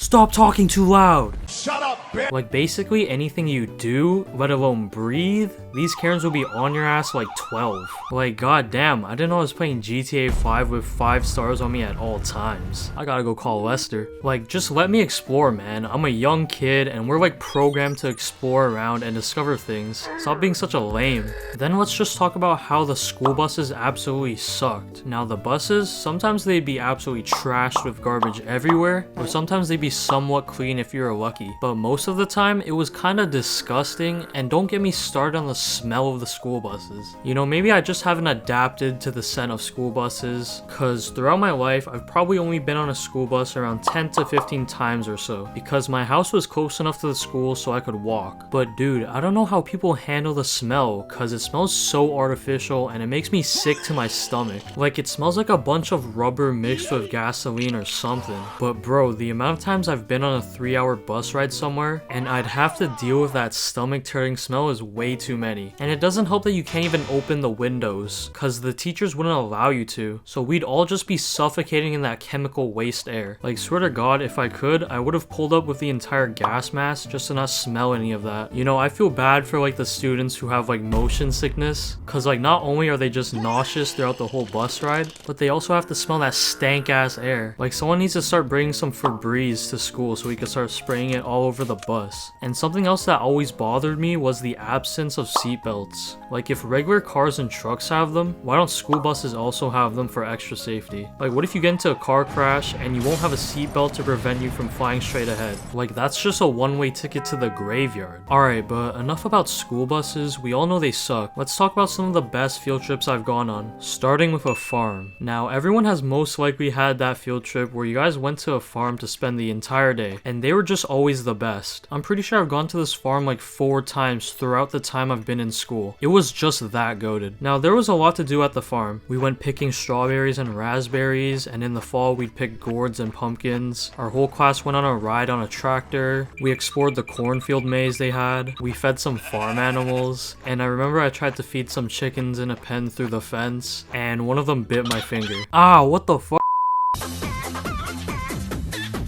Bro, that chicken wanted the smoke from these 7-year-old hands back in the day, man. And the best thing they had to be the haystacks. So they had this designated area where a bunch of haystacks were placed around, and the entirety of my class would start playing tag on the haystacks, which is probably up there in the top 10 most fun childhood experiences. Bro, thinking back now, running and hopping onto those haystacks in the nice summer weather was just enough for my 7-year-old self, man. Oh, how the times have changed now. The next field trip we'll talk about is an 1800s village. Now, this village village was basically a recreation of what villages looked like back in the day, and we were also learning about pioneers in class, so that's why we went on this field trip. And as a kid, it was really fun exploring the entire village and looking at the difference in architecture of the buildings, especially with my classmates. And they also had all the staff in the village dressed in the 1800s drip to help further immerse us in the realm of the 1800s. And man, people in the 1800s had no drip back in the day, let's keep it real. As like an elementary schooler, I had more drip. The village also had a little zoo where we'd watch some goats, cows, and chickens just chill. Oh yeah, and the lunches we'd have on these field trips were basic as hell, like a sandwich with a juice box and an apple. But hey, they still hit, man. Overall, a pretty good field trip. Now let's talk about one of my top 3 favorite field trips that came from school. And it was a science center. It was basically just a big science museum that had a lot of cool stuff and activities. I've been there like way too many times back in the day, cause the school just knew it was a banger field trip. And your boy was a big Bill Nye the Science Guy fan, so of course it was gonna be a banger trip. Bill Nye the Science Guy. Science rules. They had so much cool stuff, like a giant Rube Goldberg machine, a rainforest section with animals, and it actually had humidity like a real rainforest. They had a cave where I tried to scare strangers in and hide from my classmates. They had this tornado machine that required you to run around in circles to form a tornado. This electric ball thing that looks like a Fortnite Rift to go. And of course, like every museum, they had a gift shop. But I could never buy anything because a young lad had no money. So I would just look at all the merchandise they sold while crying on the inside. Bro, I could keep naming stuff, but we'd be here all day. Hands down, definitely a top 3 field trip that I've experienced in my elementary days. It was a haven for all kids to explore, play, and learn about science, which was cool and fun. The next field trip I'll discuss is an overnight island school. Now, this one was goated. So basically, our whole class stayed overnight at a school on an island for the duration of 3 days. And we basically did fun educational activities each day we were on the island. We shared dorms with another school, and you already know what happens when you see another school on a field trip. Swear to God, it's on site. At least that's what each student is thinking in their heads. Nothing would actually happen. So just to list a few activities, we went to a haunted lighthouse, and the activity host told us scary stories. We played a game called Predator and Prey, which was basically Manhunt with a few extra steps. We biked around the island, we went hiking, they taught us some survival skills, we fed chickadees. We did like a photo scavenger hunt, which required us to use cameras that they gave us to take pictures of things. And we had a nice relaxing night walk through the beach. Bro, they even fed us breakfast, lunch, and dinner. Like, let's go. Man, these were some good times. A funny thing that occurred on this field trip was when it was bedtime, we had to get back to our dorms and into bed. So I quickly went to brush my teeth and I headed back to my bed and up to the top bunk, and I was ready to sleep. So I laid down, and a few minutes later I hear one of my friends scream, "Good night, sexy people!" And everyone in the dorm was laughing like crazy. We were like in the 5th grade, alright? So that word was pretty funny. It was peak comedy. But yeah, he got in trouble for doing that obviously and had to talk to the teacher. Overall, island school was a W field trip, and I will remember it for the rest of my life. By the time I reached high school, field trips literally became extinct, bro. Like the dinosaurs.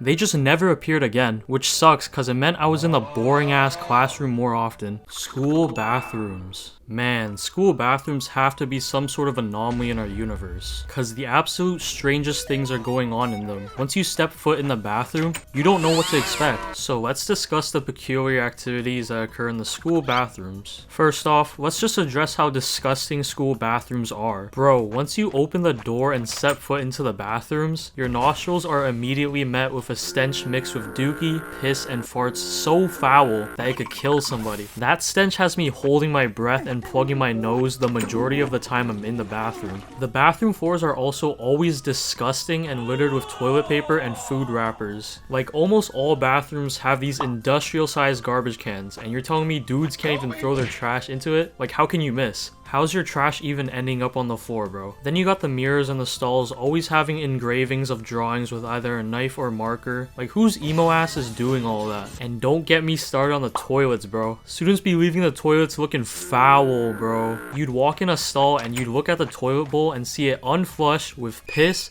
poop, a mountain of toilet paper, and blood, and doo-doo stains on the seat. Like, there's no way I'm using that stall, bro. I only went number 2 at school when it was an emergency. I usually always hold my poops throughout school until I got home to poop, because I knew school bathrooms were nasty, and it's just more comfortable going number 2 at home rather than in a public bathroom. But if my stomach was hurting and I felt that gut-wrenching feeling in my abdomen, you best believe I'm using the school bathroom, or else I'm literally shitting myself in the middle of class. There's no way I can hold that in for the rest of the day. And one time this exact situation happened to me. So I was chilling at lunch and I really needed to poo. So I went to the bathroom and opened the stall, and bam, I saw the worst sight ever imaginable. Bro, I almost puked, swear to God. I just slammed the stall shut and used another stall miles away from that one. Seeing that had me scarred for the rest of the day. I was seeing visions of the scene of the crime wherever I looked. It was bad. Bro, people need to learn how to flush, bro. Like, it's really not that hard. And even when I get to poop in a semi-clean stall, tell me why the toilet paper is always so thin. Like, I'd be damn near using an entire roll of toilet paper just for one wipe. Otherwise, that shit's gonna rip. And I mean, hey, at least I had some sort of entertainment while pooping in the form of drawings of penises on the stall doors and other drawings. Look at the penis on the stall door. And let's just mention the bathroom doorknob. Bro, when I would exit the bathroom, I would be doing anything but trying to touch that thing. You don't know what people are touching throughout the whole day. Our hands be contracting all sorts of bacteria as the day goes by. And you think I'm gonna open the bathroom doorknob, which is already located in one of the most disgusting places on earth? Oh, hell nah. So I would just either grab a bunch of toilet paper and use that as a barrier between my hand and the doorknob, or I'd use my feet to open the door, or I'd use my favorite method of all time, waiting. Now, the art of waiting takes a lot of skill and precision into it. So let me just educate you guys and bless you guys all with the methods that will help prevent you from touching that disgusting doorknob. So I would just stand there and wait till another student comes into the bathroom, and I'd be like, yo, thanks bro, and I'd walk right out of there. That's it. That's the whole method. Kind of an asshole move, but you know, you gotta think smarter, not harder. Now let's discuss what the weirdos would do in the school bathrooms. So you got them bathroom menaces that would just terrorize people taking a deuce. Like, these people would be banging on the stall doors, splashing water over the stalls, closing the lights, and doing anything to make people taking a shit feel uncomfortable. Here's an example. Been so long since I caught someone. So you wanna play the quiet game with me, huh? Well, I'm always here. Now let me in. These type of dudes would also wet up some toilet paper and roll it up into balls and throw them at the ceiling, making them stick, which is downright disgusting. Like, what if one of them falls in your head while you're trying to take a piss? Straight up menaces, bro. And then let's just talk about the weirdos that are just straight up out of pocket. There'd be some weird dudes that just be straight up pissing all over the bathroom floors. Like, at my elementary school, dudes were pissing all over the floors, on the vents, and even in the station where you wash your hands. Like, come on, man. That's just taking it way too far. And I can't be the only one who doesn't trust the soap dispensers, because I've heard stories of weird kids doing unspeakable things to the soap dispensers that I don't even want to say. Like, I still use the soap, but I'm just a little sketched out, because what am I gonna do? Pack a bottle of soap to school? You know what? Maybe I should do that. That sounds like a really good idea. And then you have the kids who be pulling their entire pants down to their ankles just to pee. I think you know who I'm talking about. But one time I really needed to pee, and I went to the bathroom, and as soon as I opened that door, I saw a dude's bare cheeks at the urinal, and I just instantly left. Like, I didn't need to pee no more, bro. And I've never witnessed this, but dudes be choking the chicken in the bathroom. Like, man, some of you guys need to chill. Like, y'all can't wait until you get home to do that. Like, it's gotta be in school. And sometimes you have people who be spending their entire lunchtime in the bathroom stalls. Like, please choose somewhere else to eat your lunch, bro. Like, I'm telling you this for your own safety, cause it cannot be healthy to be breathing in all that doo-doo air for a whole hour. It's gotta take at least 5 years off your lifespan if you're doing it consistently every day. Like, just eat in the hallways or a classroom for your own safety, man. Now let's discuss the activities that occur in the school bathrooms. You would have kids skipping class to go to the bathroom just to spark it up in there with their homies. Same goes for the kids who vape, and that bathroom would just be completely hotboxed. And you'd have those kids who were hustling and dealing some substances to other kids like Tylenol, Pepto-Bismol, grass, you know, stuff like that. The school bathrooms are these kids' property. Like, they have full ownership over them. You'd walk in and see like 6 of these dudes getting turned in the bathrooms. And of course, we can't forget the fights that happen. Kids would be straight up having a fight club in the bathrooms with an entire crowd watching them brawl it out like it was KSI versus Logan Paul. And the news of the fight happening would spread across the school like wildfire. And you would always have the kids who record the fights, but it's always recording the worst angles and like in 180p. The dudes recording the fights really need to step their game up and show up with one of these so we can get some 4K footage of the school fights. Then you got the kids who be starting up a barbershop in the bathroom. These kids will be giving other kids some fresh cuts in the bathrooms and getting people right with the fades, or he'd be absolutely doing people dirty with the cuts. Dude was really on his entrepreneur grind set at school. Now let's talk about how TikTok absolutely made school bathrooms worse. You'd have those kids who'd be recording TikTok dances in the bathrooms. Like, come on, man. I'd rather see the group of stoners and vapors than those kids doing their TikTok dance as I walk by them to take a piss while cringing. Just ruining my day for no reason. Then you have the school thought giving free vocal lessons to everyone. And then you have the infamous TikTok trends that took over the school bathrooms. People were really having bathroom functions and concerts in there. Like, who would partake in such a thing?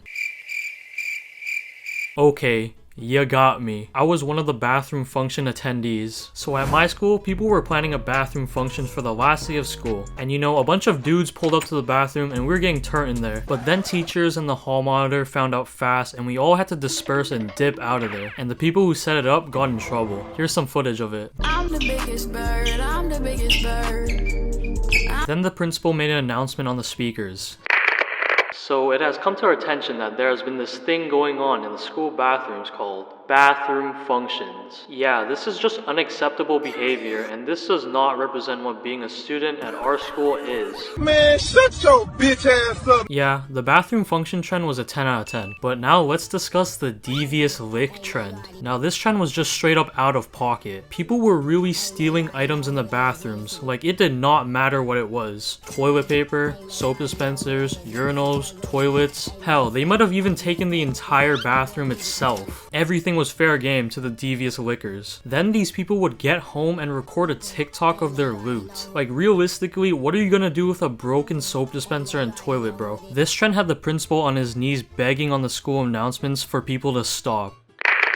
Guys, please stop this devious lick thing. We have no toilets left in the bathrooms. We have nowhere to take a dump. I took a dump in the sink. Please let this stop. Then after the school complaints, people were really trying to atone for their sins with angelic yields, and they would start donating shit to the school bathrooms. Dudes were really giving toilet paper, hand sanitizer, and even TVs, bro, thinking that's gonna atone for their wrongdoings. The damage has already been done. Then you got the people who are just straight up destroying the bathrooms and breaking toilets, mirrors, and urinals. Like, come on, man. No wonder the school bathrooms are always dirty, because of all the atrocities that kids are committing in them, making the janitors not want to clean up all that crap. Like, if I was a janitor and walked into the bathroom and saw it like this, I'm straight up quitting on the spot, or I'm complaining to whoever runs the school for a raise, or it's on site. Bro, janitors don't get paid enough to deal with all this crap.